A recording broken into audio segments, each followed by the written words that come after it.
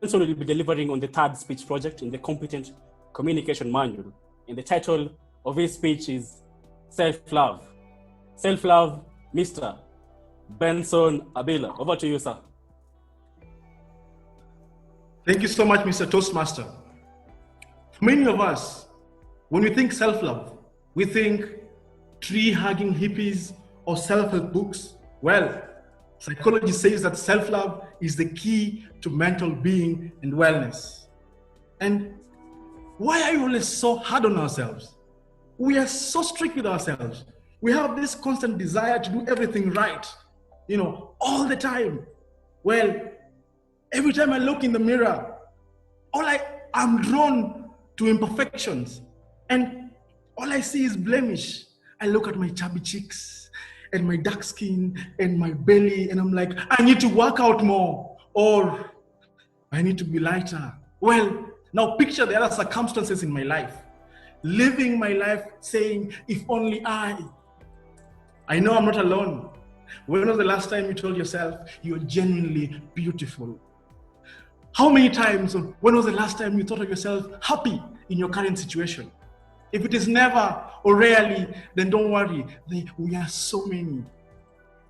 In the words of Jeff Christine, a professor of human development at the University of Texas, says that love, compassion, and acceptance are our birthright. You don't need to work to earn love. Love is something you're entitled to. Even the United Nations has acknowledged this and have recognized that the pursuit of happiness should be a fundamental human goal.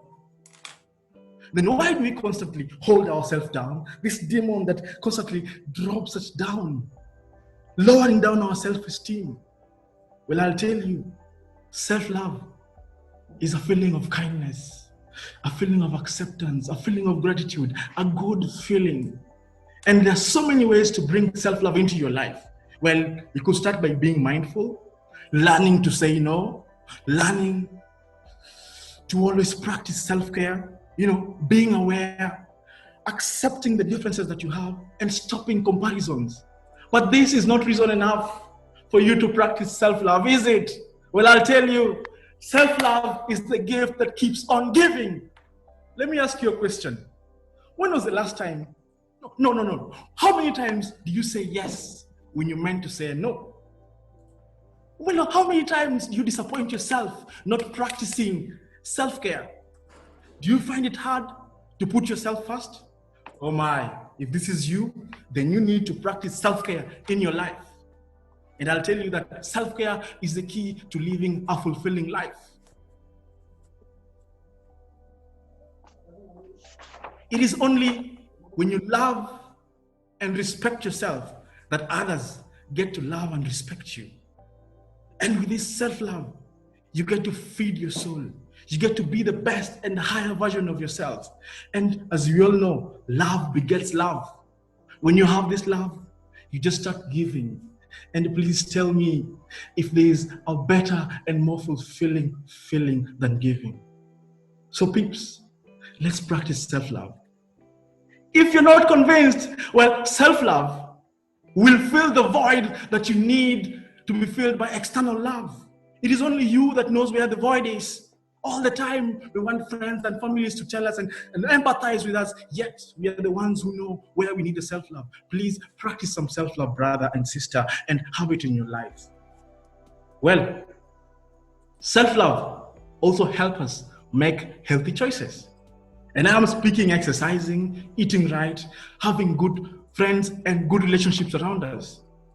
You and your toxic relationship, labeling it love. I see you. Stop sticking there because of your low self-esteem. He doesn't deserve you. She doesn't deserve you. Live and practice some self-love. Toastmasters, self-love helps us set boundaries.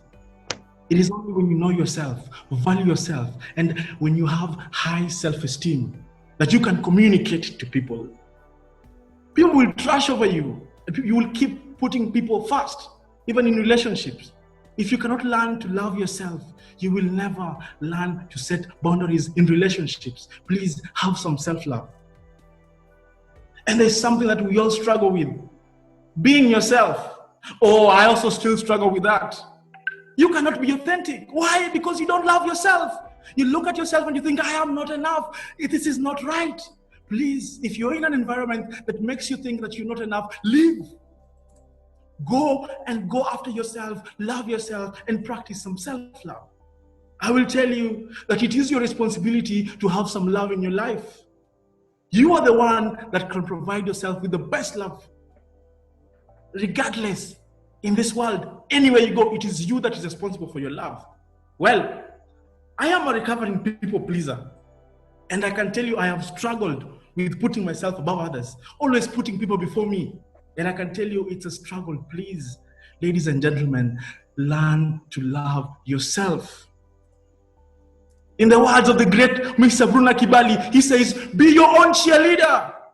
Because it is only that way that you have the self-worth that you need. You don't need to go out there and look for it anywhere. I feel like speaking about self-love, making you practice gratitude and being more positive, but I will speak about the most important thing. Self-love enables you to accept yourself. It nurtures acceptance. And one way of practicing mindfulness is when you do yoga or when you practice your breath. And you will learn one thing. When you topple down, you pick yourself up and get on track. And one thing you learn in yoga is that you don't pick yourself with frustration. No. You embrace yourself with love and understanding that you're doing the best that you can do at that particular moment. So why are we hard on ourselves? Let us practice some self-love.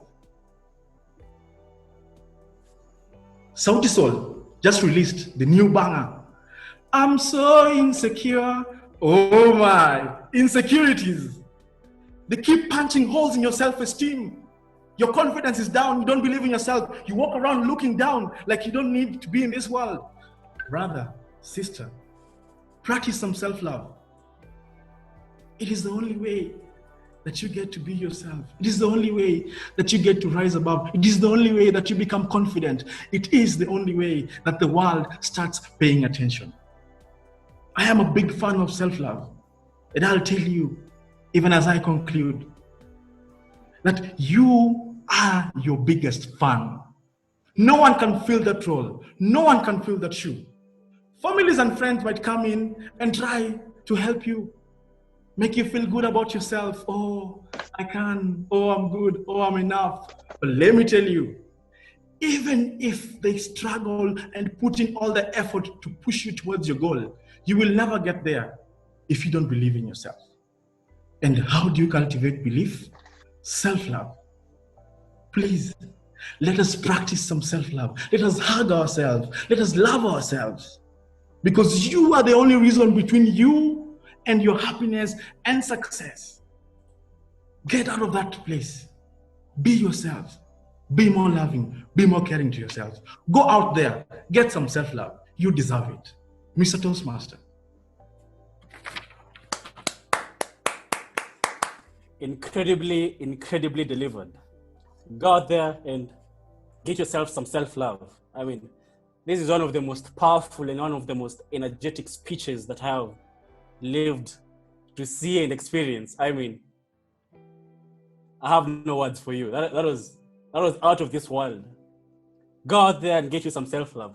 I'm even more excited that we recorded this meeting because I believe this speech will go into the Hall of Fame of JKUAT Garville presentations because this was very well done. So congratulations, Mr. Benson Abila, for that very well prepared and well delivered speech.